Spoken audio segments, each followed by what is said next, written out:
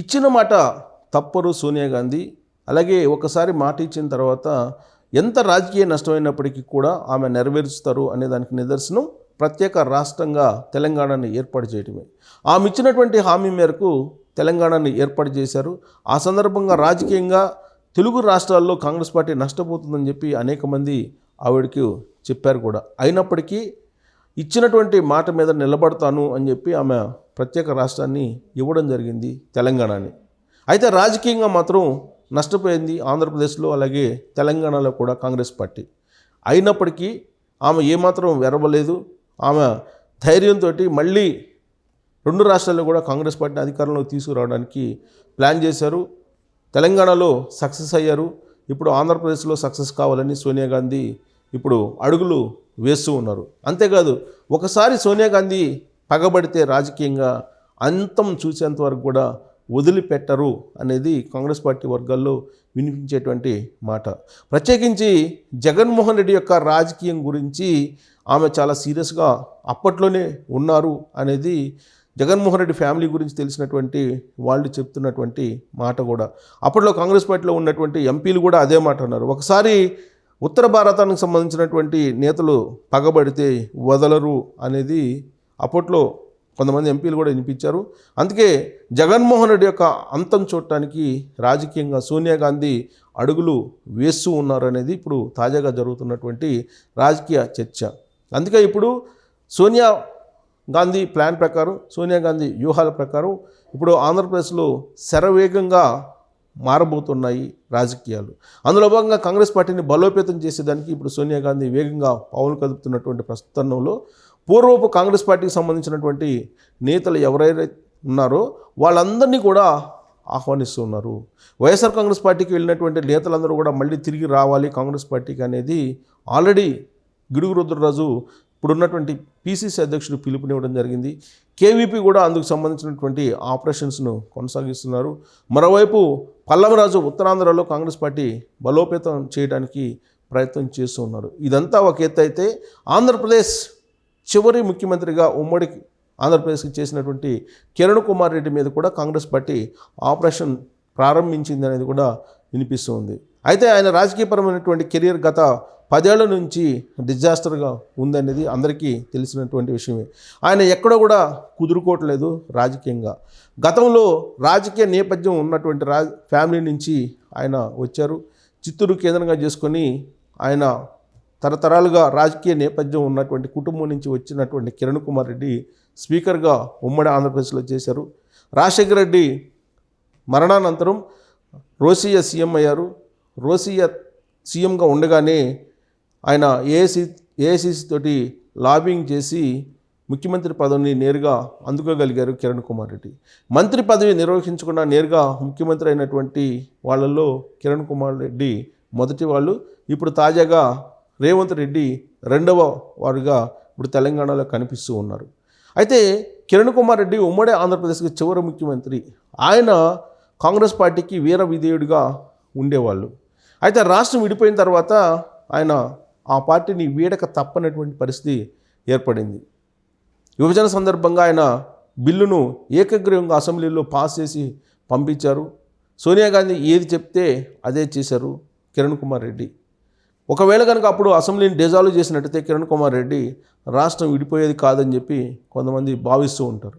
Kiran Kumar Reddy key role పోషించి ఆంధ్రప్రదేశ్ రాష్ట్ర విభజన బిల్లును ఏకగ్రీవంగా ఆమోదింపజేసి ఢిల్లీకి పంపించారు. ఫలితంగానే అక్కడ తలుపులు వేసి లైట్లు ఆపేసి పార్లమెంట్లో ఆ బిల్లును ఆమోదింపజేసి రాష్ట్రాన్ని అశాస్త్రీయంగా విడగొట్టారు అనేటువంటి కోపం ఇప్పటికి కూడా ఆంధ్రప్రదేశ్ ప్రజల్లో ఉంది.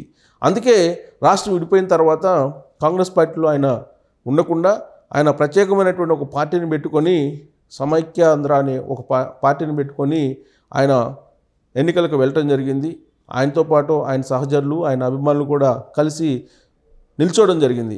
ఆయనతో సహా ఎవరికి కూడా ఆ ఎన్నికల్లో డిపాజిట్ రాలేదు 2014లో. అప్పటి నుంచి ఆంధ్రప్రదేశ్ రాజకీయాల వైపు కిరణ్ కుమార్ రెడ్డి చూడలేదు. అయితే కాంగ్రెస్ పార్టీలో మళ్ళా తిరిగి చేరారు. సమైక్యాంధ్ర పార్టీని వదిలిపెట్టి ఆ పార్టీని విలీనం చేసి ఆయన కాంగ్రెస్ పార్టీలో జాయిన్ అయ్యారు. కాంగ్రెస్ పార్టీలో పిసిసి అధ్యక్ష పదవిని ఆయన ఆశించారు అని ఆయన అభిమానులు చెప్తూ ఉంటారు. కానీ కాంగ్రెస్ పార్టీ మాత్రం ఆయనకి అంత ప్రాధాన్యత ఇవ్వలేదు. సో దాంతో కొన్ని రోజుల పాటు సైలెంట్గా ఉన్నటువంటి కిరణ్ కుమార్ రెడ్డి ఇటీవలనే బీజేపీలో జాయిన్ అయ్యారు. బీజేపీలో ఆయన పెద్ద పదవులను ఆశిస్తున్నటువంటి క్రమంలో జాతీయ స్థాయిలో ఎదగాలి అనేటువంటి ఒక ఆలోచన ఉంది. అందుకే ఆయన బీజేపీలో చేరారని చెప్పి ఆయన అనుచరులు కొంతమంది చెప్తున్నటువంటి మాట. కానీ బీజేపీలో పరిస్థితిని కనుక చూస్తే ఆయనకు ప్రాధాన్యత ఇవ్వటం లేదు. 1-2 వేదికల మీద కనిపించిన సందర్భాలు ఉన్నాయి కానీ బట్ ఆ వేదికల మీద ఆయన ఇచ్చినటువంటి స్పీచ్ కానీ ఆయన కనిపించినటువంటి తీరు కానీ ఇవన్నీ కూడా బీజేపీకి నష్టం కలిగించేలా ఉన్నాయని ఆ పార్టీ ఒక ప్రాథమిక అంచనాకు వచ్చింది. అందుకే తెలంగాణ అసెంబ్లీ ఎన్నికల్లో ఎక్కడ కూడా ఆయన ముఖాన్ని చూపించకుండా ఎన్నికలను ముగించారు. ఆంధ్రప్రదేశ్ బీజేపీలో ఆయన యాక్టివ్ అయ్యేటువంటి అవకాశం ఉందని చెప్పి ప్రచారం జరిగింది. కానీ అక్కడ కూడా ఆయనకి స్థానం లేకుండా పోయింది. ఆల్రెడీ ఆంధ్రప్రదేశ్లో ఉండేటువంటి బీజేపీకి అధ్యక్షురాలుగా పురంధరేశ్వరి ఉన్నారు. ఆమె చాలా వేగంగా దూకుడుగా వెళ్తూ ఉన్నారు. బీజేపీ పార్టీని యాక్టివ్గా తీసుకెళ్తున్నారు. ఇలాంటి పరిస్థితుల్లో మళ్ళీ డైలమాలో కిరణ్ కుమార్ రెడ్డి రాజకీయం పడింది అనేది ఆయన అభిమానులు భావిస్తూ ఉంటారు. అందుకే ఇప్పుడు ప్రత్యామ్నాయంగా మళ్ళీ తిరిగి కాంగ్రెస్ పార్టీకి ఆయన వచ్చేటువంటి అవకాశం ఉంది, కాంగ్రెస్ పార్టీలో చేరేటువంటి అవకాశం ఉందని చెప్పి ఇప్పుడు చర్చ నడుస్తూ ఉంది రాజకీయ వర్గాల్లో. కానీ అది ఆయన అభిమానులు కొంతమంది ఖండిస్తున్నప్పటికీ కూడా కాంగ్రెస్ పార్టీ ఏఐసీసీకి సంబంధించినటువంటి కొంతమంది మాత్రం కిరణ్ కుమార్ రెడ్డిని సంప్రదిస్తూ ఉన్నారు. కిరణ్ కుమార్ రెడ్డిని రాబోయేటువంటి రోజుల్లో కాంగ్రెస్ పార్టీలో కీలకం చేయాలి అనేటువంటి ఒక ఆలోచన చేస్తున్నారనేది కూడా ఇప్పుడు తాజాగా వినిపిస్తున్నటువంటి టాక్. కేవీపీ కానీ లేదా కాంగ్రెస్ వర్కింగ్ కమిటీలో ఉన్నటువంటి రఘువీరారెడ్డి కానీ వీళ్ళు కిరణ్ కుమార్ రెడ్డి తోటి టచ్లోకి వెళ్ళారని కూడా తెలుస్తుంది. అయితే కిరణ్ కుమార్ రెడ్డి ఆంధ్రప్రదేశ్ పీసీసీ పదవిని ఆశిస్తున్నారు అనేది కూడా ఒకటి వినిపిస్తుంది. బట్ దానికి ఏఐసీసీ మాత్రం సిద్ధంగా లేదు. కాంగ్రెస్ పార్టీలోకి వచ్చి పనిచేయడానికి మాత్రం గ్రీన్ సిగ్నల్ ఇస్తుంది కానీ కీలకమైనటువంటి పదవి ఇవ్వడానికి కానీ లేదా రాజ్యసభ లాంటి పదవులు ఇవ్వడానికి కానీ కాంగ్రెస్ పార్టీ ప్రస్తుతం అయితే సిద్ధంగా లేదు. కాంగ్రెస్ పార్టీలో చేరి పనిచేసిన తర్వాత మాత్రమే కిరణ్ కుమార్ రెడ్డికి పదవి ఇచ్చేటువంటి అవకాశం ఉందనేది ఏఐసీసీ వర్గాల నుంచి వచ్చినటువంటి ఒక సందేశంగా ఆంధ్రప్రదేశ్ కాంగ్రెస్ వర్గాల్లో వినిపిస్తూ ఉంది. కష్టకాలంలో కాంగ్రెస్ పార్టీని వీడి వెళ్ళిపోయినటువంటి కిరణ్ కుమార్ రెడ్డిని ఇప్పుడు తీసుకొచ్చి కీలక పదవిలో కూర్చోబెట్టడం సాధ్యపడదు అనేటువంటి విషయాన్ని ఏఐసీసీ చెప్పింది.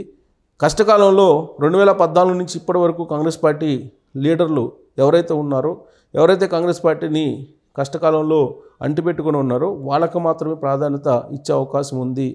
బయట నుంచి వచ్చినటువంటి వాళ్ళకు లేదా కాంగ్రెస్ పార్టీ వీడి వెళ్ళినటువంటి వాళ్ళకు కీలకమైనటువంటి పదవులు ఇప్పటికిప్పుడు ఇచ్చేటువంటి అవకాశం లేదు.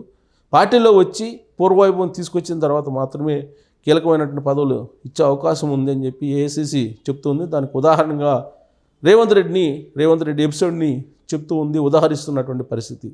ఇప్పుడున్నటువంటి పరిస్థితుల్లో కిరణ్ కుమార్ రెడ్డికి మరొక మార్గం లేదు రాజకీయాల్లో మళ్ళీ నిలదొక్కోవాలంటే అనేది కూడా ఆయన అభిమానుల్లో ఉండేటువంటి కొందరు భావిస్తూ ఉన్నారు. అందుకే మళ్ళీ కాంగ్రెస్ పార్టీలో ఆయన చేర్చడానికి, కాంగ్రెస్ పార్టీలో చేర్చుకోవడానికి ఒత్తిడి తీసుకొస్తూ ఉన్నారు ఆయన అభిమానులు.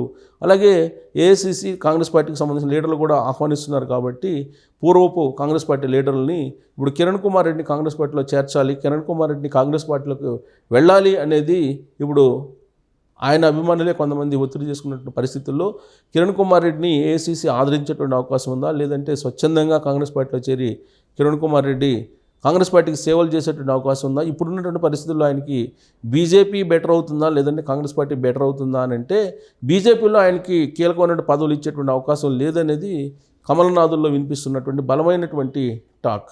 కాబట్టి ప్రత్యామ్నాయంగా కాంగ్రెస్ పార్టీ ఆయనకి బెటర్ వేదిక అవుతుంది అనేది ఆయన అభిమానుల్లో ఉండేటువంటి చాలామంది భావిస్తున్న తరుణంలో ఆయన పయనం ఎటు కాంగ్రెస్ పార్టీ ఆయన మీద ఆపరేషన్ చేస్తుంది కాబట్టి అది ఫలించేటువంటి అవకాశం ఉందా లేదనేది చూడాల్సి ఉంది. Thank you very much.